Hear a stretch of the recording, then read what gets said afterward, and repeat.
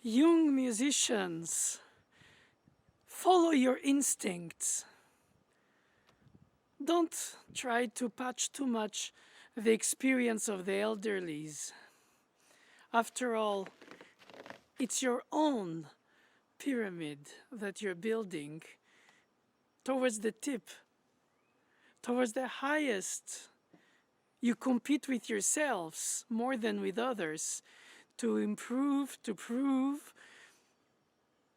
And in fact, because you love so much the art which you serve, you work so tirelessly to get to the point to which you serve it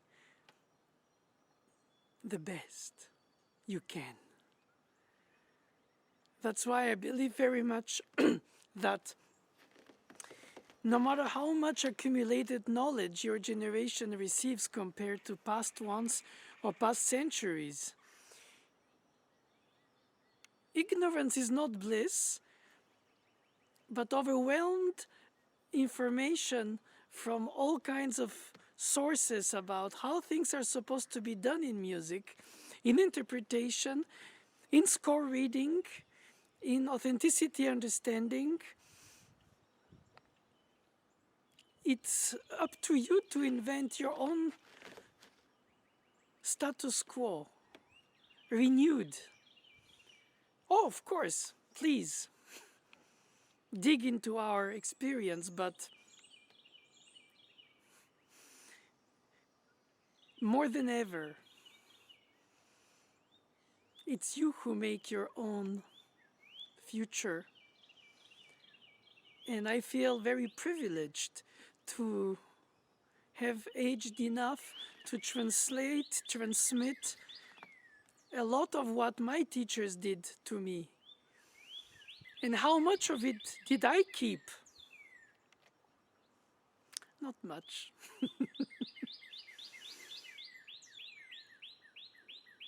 It's important that you always present what it means to you, not only through the tradition of the elders and your knowledge of the music of the past.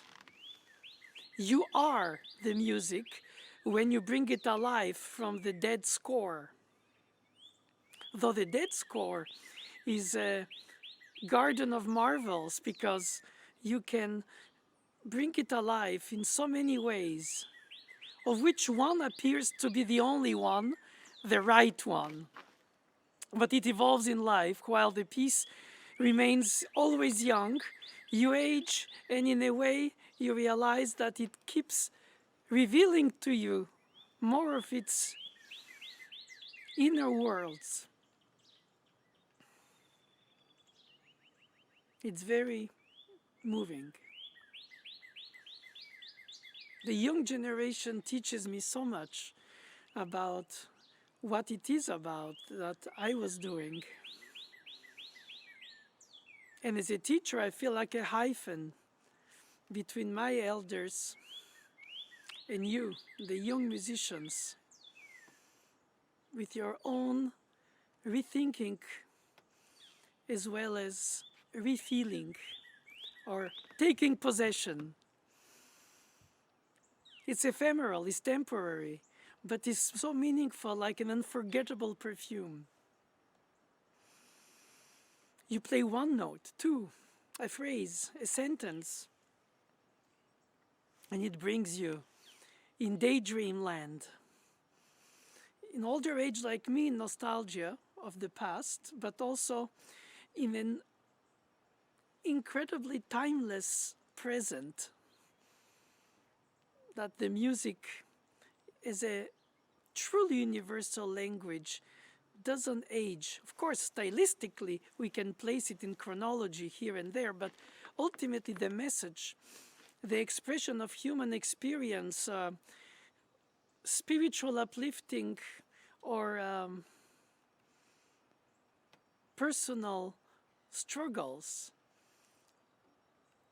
without lyrics is translated through the musical gestures that the composers left for us as a reflection of their experience on earth and that you capture before you have had the chance to experience your own life's experiences, let less connecting them to the musical expression of your elders or the composers of past centuries.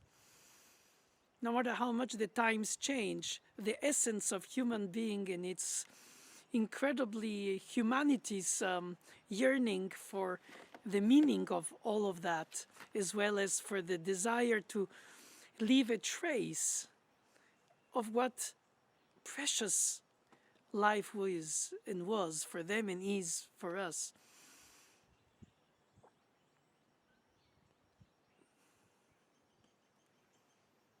Truly, follow your instincts. Don't overcode them in analytical understanding and teachers' advices. For practical things, okay. Fingering, substitution, phrasing, pedaling, breathing, tempo, rubato, or not too much, but taste, possibly a sense of organizing the knowledge, of learning the patterns, of describing how music comes to become. Something spontaneous and miraculously ephemeral during a performance, even recorded, but spontaneous. Just like the mother tongue you received in the crib by learning the language that you already spoke later in order to be able to write it and of course read it, but intuitively is by the ear, the phonemes, the sounds before they become meanings to transmit through a language your concepts. But keep in mind the music of the words, the poetic meaning of things besides their factual meaning. And I think that your piano playing for young pianists should be the translation of this fusion between mother tongue and knowledge of the tongue. Just like the composers received a musical language as a vehicle for their expression, and within their own time period, which today seems so far away, while so incredibly present and relevant. So I believe very much that there are no hierarchies of age, experience, and knowledge in music. There's only a shared enmarvelment and very strong, disciplined practice to improve yourself towards serving what it means to you and sharing it with others. Discovering less remembered composers or playing the most famous pieces through your new, renewed approach. You bring so much joy to your teachers, who end up understanding better the pieces through your rediscoveries, which are your discoveries, but the rediscoveries for your teachers. No matter how much that is really meant or not, or said or not, but it's a two-way experience, which is so enriching. It's like the chain of life's generations.